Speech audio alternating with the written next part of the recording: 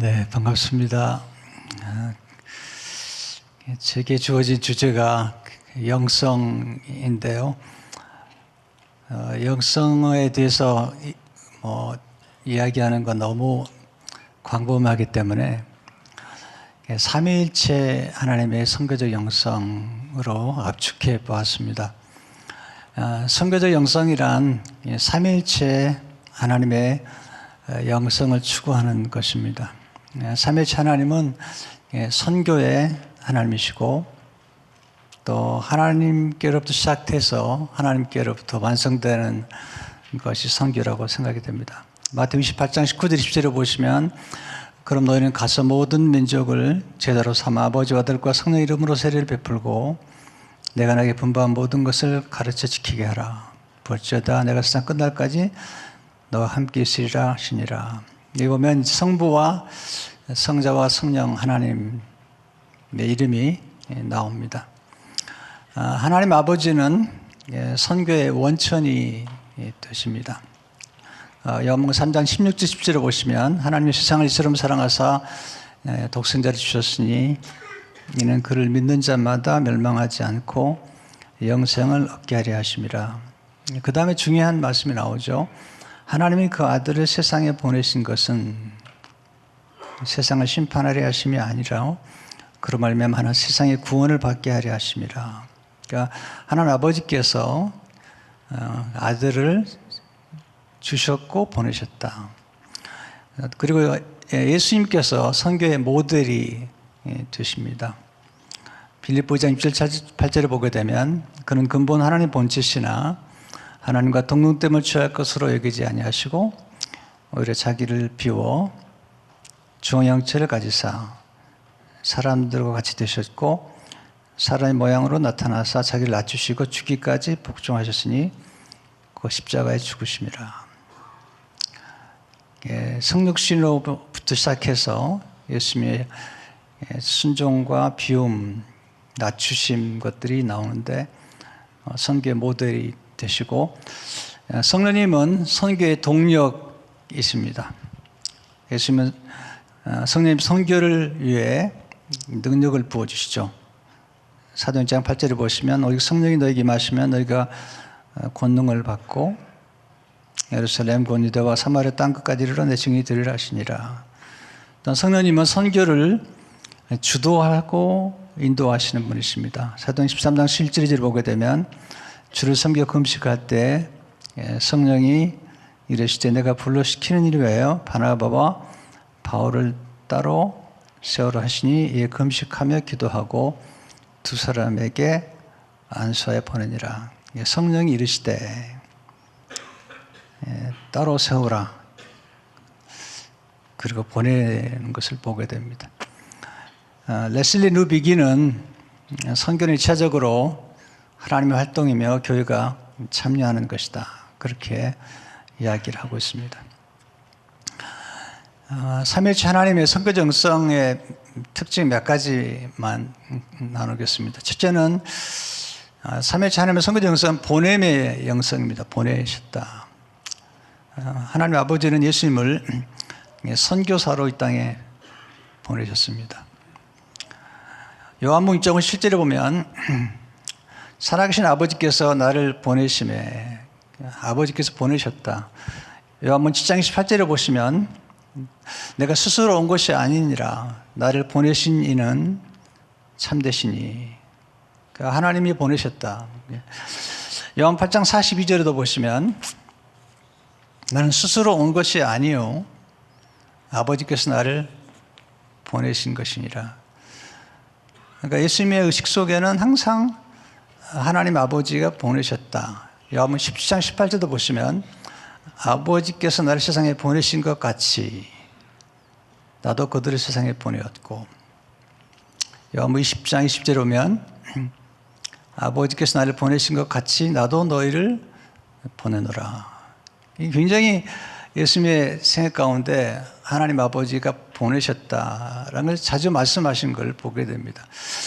이 의식, 이 사명이 굉장히 중요하다는 생각이 들죠. 요한복음 13장 1절에 3절에 보면 6월절 전에 아버지 예수께서 자기가 세상을 떠나 아버지께로 돌아가실 때가 이런 줄 아시고 아버지가 보내셨으니까 이제 아버지께로 돌아가는 거죠.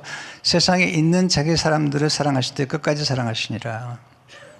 저녁 먹는 중 예수는 아버지께서 모든 것을 자기 손에 맡기신 것과 또 자기가 아버지께로 오셨다가 하나님께로 돌아가실 것을 아시고, 그러니까 예수님 의식 속에는 하나님이 보내시고 그리고 부르시고 하나님께로 돌아간다, 의식이 강했죠. 이게 이제 선교 사람들에게 가장 중요한 것 같아요. 또한 두 번째로 하나님 아버지는 예수님께 맡기신 일에 필요한 것들을 공급해 주셨습니다. 이것도 굉장히 중요한 것 같아요. 우리가 목회자로 사역자로 살아가면서 하나님 일을 맡기실 때는 반드시 다 공급해 주신다. 하나님 아버지는 예수님께 완수해야 할 일을 맡기셨죠. 먼저 맡기신 것은 창조의 일이시잖아요. 요한복음 1장 3절에 보면 만물이 그로 말미암아 지은 바 되었으니 지은 것이 하나도 그것 없이는 된 것이 없느니라. 골로새 1장 16절에 보시면 만물이 그에게 창조되되 만물이 다 그로 말미암고 그를 위하여 창조되었고, 그러니까 예수님께 창조일을 맡기셨고 지금도 창조일은 계속된다고 생각이 되고요. 또한 구속일을 맡기셨죠. 중요한 일을 맡기셨는데 누가복음 19장 10절에 보면 인자가 온 것은 잃어버린 자를 찾아 구원하려 함이니라. 잃어버린 자. 목회자나 선교사님들이 제일 좋아하는 사람들은 순종하고 착하고 배신하지 않고 이런 걸 좋아하겠죠. 그런데 지금 오신 것은 죄인, 잃어버린 자 때문에 오셨다. 이 구속일을 이루셨는데 특별히 요한복음 10장 4절을 보시면 아버지께 내게 하라고 주신 이 일을 내가 이루어 아버지를 세상을 영화롭게 하였사오니. 제가 처음에 이제 영성을 추구할 때 성품을 많이 강조했어요. 그런데 이 말씀을 보면서 이 성품만 강조해서는 안 되겠다. 아버지께 주신 이 일을 이루었다. 지금 강조하는 부분은 성품과 함께 일을 성취하는 데 필요한 지혜.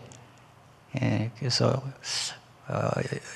영성을 추구할 때 성품은 우리 존재에 관한 것이라면 지혜는 성취에 관한 것이다. 그런 생각을 많이 하게 됩니다. 두 가지가 균형을 이루지 않으면 하나님 주신 일들을 온전히 이루는데 좀 균형을 잃어버리지 않나 생각이 됩니다. 요한복음 19장 30절에 보면은 다 이루었다. 이제 예수님 구속의 과업을 다 이루셨죠. 근데 아직도 남은 고난이 있다. 바울이 말한 그 고난은 이제 우리가 선교를 통해서 영혼을 구원하는 일들이 아직 남아 있다고 보고요. 우리를 구원하는 구속의 일은 다 이루신 거죠. 값을 다 지불하셨으니까요. 근데 이제 바울이 그리스도의 남은 고난을 채운다라고 할 때 그것은 이제 우리 영혼을 구원하고 그 영혼을 구원하기 위한 희생들이 필요하다 생각이 됩니다.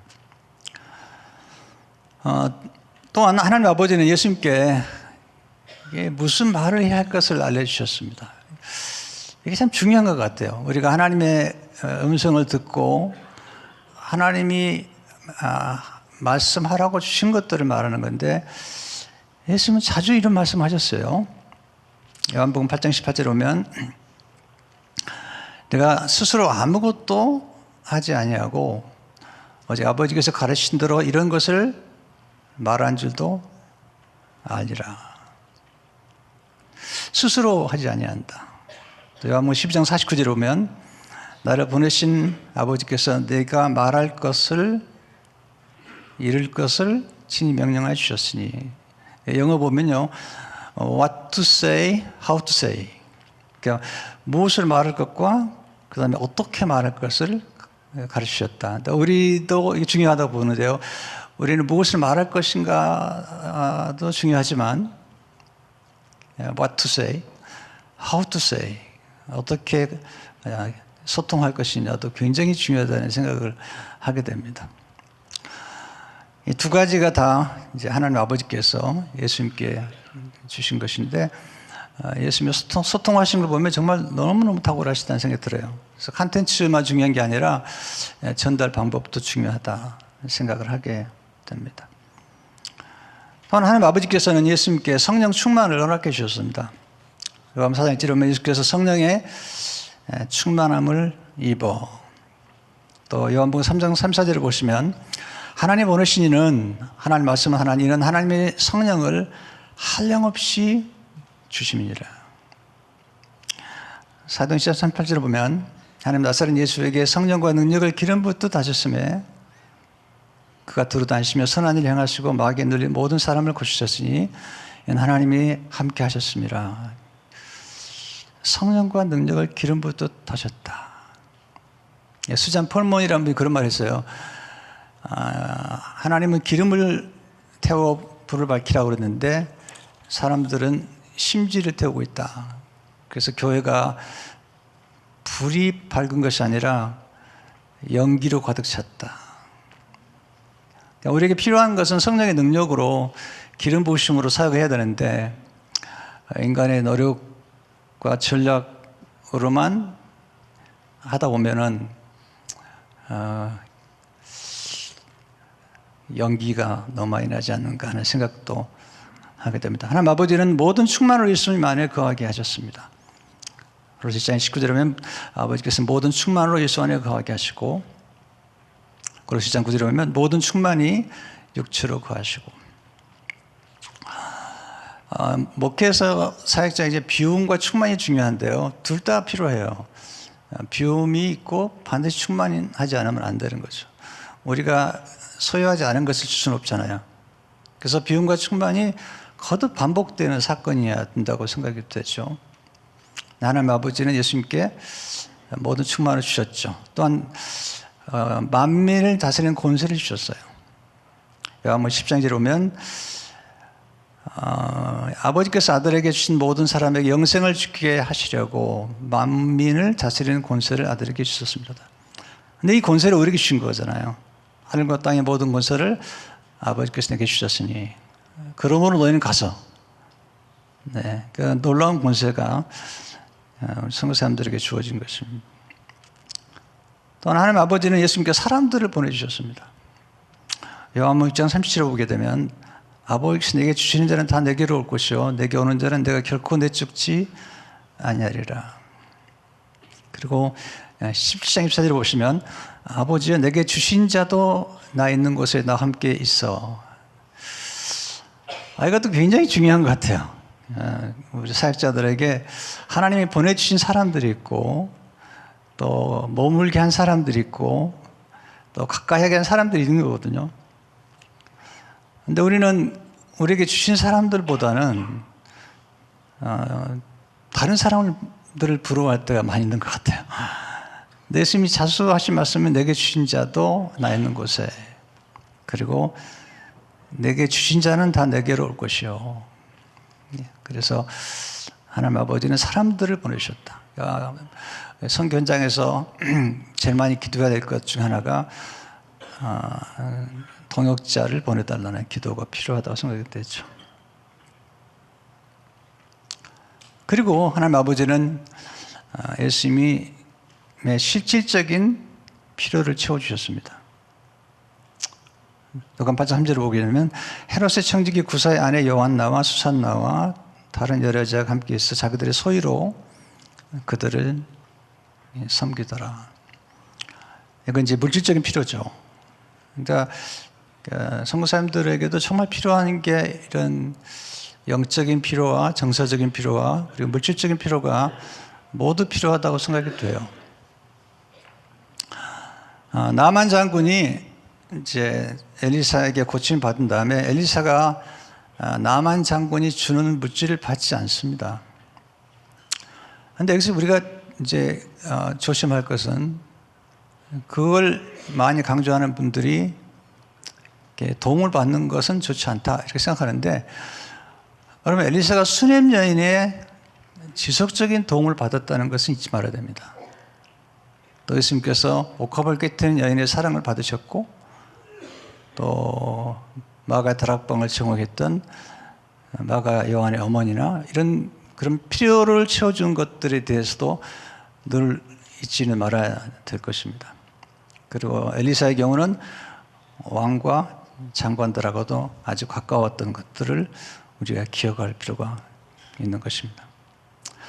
그래서 하나님 아버지께서 이제 예수님을 보내신 거죠. 이 보내명성, 하나님 우리를 보내셨다. 두 번째는 존중의 영성입니다. 예수님은 하나님 아버지를 경외함으로 존중하셨습니다. 그러니까 우리가 사람들을 존중하기 전에 먼저 하나님을 경외하는 게 중요하잖아요. 이사야 11장 1절 3절을 보게 되면 여호와를 경외하는 영이 강림하시니 그가 여호와를 경외함으로 즐거움을 삼았다. 그러니까 우리가 선교 현장에서 또 목회 현장에서 우리가 만나는 사람들을 존중할 뿐만 아니라 먼저 하나님을 경외하는 것, 또 예수님은 하나님 아버지를 영어롭게 함으로 존중하셨죠. 영어롭게. 요한복음 10장 4절에 보시면 내가 하라고 주신 일을 내가 이루어 아버지를 이 세상에 영광롭게 하셨다. 또한 아버지의 뜻을 이루심으로 존중하셨습니다. 뜻을 이루어 존중하는 것. 세 번째로, 그렇죠? 요한복음 5장 30절을 보게 되면 내가 아무것도 스스로 할 수 없노라. 듣는 대로 심판하느니 나는 나의 뜻대로 하려 하지 않고 나를 보내신 이의 뜻대로 하려 함으로 내 심판은 의로우니라. 이게 쉽지 않은 것 같아요. 이제 선교 사역이나 목회 현장에서 어떤 열매가 나타나기 시작하면 그때는 아버지의 뜻보다는 사역자의 뜻을 더 무게 있게 생각하는 그런 결망들이 생기기 시작하잖아요. 근데 예수님 끝까지 아버지의 뜻을 쫓아 순종하셨다. 레슬리 비기는 이렇게 말이죠. 아들이신 예수는 아버지를 사랑하고 아버지께 순종하셨다. 그분은 아버지의 섭리에 전적으로 복종하신다. 그분은 세계사를 통제하려고 하지 않으신다. 처음부터 끝까지 예수는 자신의 사명과 제자들의 사명을 성취하려는 의도를 가지고 아버지 섭리를 받아들이신다. 철저하게 예수님은 아들로서 하나님 아버지를 사랑하고 순종했고 전적으로 복종하셨다. 그리고 세계사를 통제하려고 한 것이 아니라 하나님 아버지의 섭리를 받아들였다. 그래서 예수님의 사역의 가장 하이라이트는 십자가잖아요. 왜냐하면 십자가는 수동태입니다. 수동태. 그러니까 선교 사역에서 또 목회 사역에서 가장 놀라운 때는 우리가 능동태가 아니라 수동태가 될 때죠. 저도 목회 경험했는데요. 아무것도 할 수 없는 때가 있었습니다. 놀라운 사실은 그 수동태의 순간에 더 놀라운 하나님의 일이 이루어지더라는 거죠. 허드슨 테일러가 1년 8개월 동안 아파서 침실에 누워있는 그때에 중국 내지 선교회가 시작되잖아요. 또 요셉이 감옥에 갇혔을 때, 또 야곱이 환도표가 부러지고 그렇게 빨랐던 사람이 느려질 때 하나님 일들이 이루어지잖아요. 그러니까 때로는 우리가 고립과 그리고 수동태가 될 때 더 하나님 놀라운 일이 이루어지는데 3년 동안 예수님께서 엄청난 사역을 하셨지만 그것과는 비교할 수 없는 사역이 십자가에서 이루어지는데 그 십자가는 철저하게 수동태였다는 것입니다. 물론 우리가 능동태라도 필요하지만 때로는 수동태가 되는 것도 중요하다 생각이 됩니다. 예수님은 이제 성령님을 존귀 여기셨습니다. 그러니까 이제 삼위일체 하나님의 특징이 뭐냐면 서로를 존중하는 거잖아요. 저는 이게 굉장히 중요한 모델이라고 보는데 마태복음 15장 18절에 보면 그러나 내가 하나님의 성령을 힘입어 귀신을 쫓아내는 것이면 하나님의 나라가 이미 너에게 임하였느니라. 그러니까 귀신을 쫓아내는 그 공을 예수님이 성령님께 돌리고 있죠. 그러면서 예수님께서는 내가 떠나는 것이 오히려 너에게 유익하다. 요한복음 16장 7절에 보면 그러나 내가 너에게 실상을 말하노니 내가 떠나가는 것이 너에게 유익이라. 굉장한 말씀이잖아요. 그러니까 예수님은 성령님을 너무 존귀 여겼던 거죠. 또한 성령님은 예수님을 존귀 여기시잖아요. 요한복음 14장 20절에 보면 보혜사 곧 아버지께서 내 이름으로 보내실 성령 그가 너에게 모든 것을 가르치고 내가 너에게 말한 모든 것을 생각나게 하리라. 그리고 요한복음 15장 10절에 보면 내가 아버지께로부터 너에게 보낼 보혜사 곧 아버지께로부터 나오시는 진리의 성령이 오실 때 그가 나를 증언하실 것이요. 그러니까 성령이 오시지 않으면 예수님이 증언될 수 없다는 거죠. 예수님은 성령님을 존귀 여기셨고 성령님과 함께 일하셨죠. 또한 삼위일체 하나님은 우리를 존귀 여기시잖아요. 베드로를 만나신 예수님께서 요한복음 1장 40절에 오면 데리고 예수께로 오니 예수께서 보시고 이르시되 내가 요한의 아들 시몬이니 장차 개발하리라 하시니라. 개발을 번역하면 베드로라. 이게 이제 우리 사역자들이 정말 중요하게 생각할 부분이 우리가 섬기는 원주민들이나 우리가 섬기는 성도들이 얼마나 존귀하다는 사실을 알고 보고 말해줘야 된다는 거죠. 베드로에게 시몬에게 내가 개바가 되리라. 잠재력을 선언해 주시고 더 충격적인 건 요한복음 14장 12절이죠. 내가 진실로 진실로 너에게 이르노니 나를 믿는 자는 내가 하는 일을 그도 할 것이요. 그 다음 문장이 충격이에요. 또한 그보다 큰 일도 하리니 이는 내가 아버지께로 감이라. 네. 예수님께서 제자들이 가지고 있는 잠재력과 가능성을 이렇게 평가하신다는 건 놀라운 일이잖아요. 그러니까 우리나라에 선교사님들 와가지고 정말 그 천한 신분들이었던 사람들에게 희망을 주고 교육시키고 변화시키고 그리고 백정들의 신분을 향상시켜주고 또 조수만 했던 사람들을 의사가 될 수 있다고, 한국 사람들 얼마나 의사 될 수 있다고, 그렇게 해서 시작된 것들이 나중에 세브란스 병원이 되고 의대들이 많이 생겼잖아요. 그러니까 그 선교지에서 우리가 만나는 사람들을 얼마나 존중하는가, 이것이 정말 중요하다는 생각이 들죠. 존중이라는 것은 이제 오해 제가 워크숍 시간에 말씀드리겠지만 존중은 가치를 인정해 주는 거예요. 가치를 더해 주는 거죠. 이제 그게 교육인데요. 교육. 그 잠재력을 가르쳐 주는 거죠. 세 번째, 삼위일체 하나님의 성교성 공동체 형성은 공동체 형성입니다. 이게 굉장히 중요한 건데요. 성부, 성자, 성령 하나님이 함께 일하신다. 같은 뜻, 같은 마음, 같은 방향으로 일하시고요. 질서와 조화 속에서 함께 일하시는데 너무 놀라워요. 그러니까 하나님 아버지가 계시고 예수님이 계시고 성령이신데 성부, 성자, 성령 하나님은 같은 하나님이신데 성자 예수님은 항상 성부 하나님을 높여드리죠. 그리고 질서가 있어요. 질서가 굉장히 중요한 게 있어요. 하나님 보좌 우편에 앉으세요. 하나님 보좌에 앉지 않으세요. 하나님 보좌 우편에 앉으세요. 이런 일정한 질서가 필요한데 이거 선교지나 또 선교사님들이나 또 선교 공동체에서 이런 일정한 질서가 필요하다고 생각이 되거든요. 질서와 조화. 그리고 예수님은 성령을 높여드리고 성령님은 항상 예수님을 증거하고 이런 일정한 질서와 조화들이 필요하다 생각이 되죠. 위대한 사명 속에 삼위일체 하나님의 공동체 형성을 볼 수 있잖아요. 아버지, 아들과 성령 이름으로 세례를 주라. 또한 위대한 계명이죠. 위대한 계명은 이제 사랑의 계명인데 새 계명을 너에게 주노니 서로 사랑하라. 내가 너희를 사랑한 것 같이 너희도 서로 사랑하라. 그리고 요한 1사 4장 6절 10절을 보면요.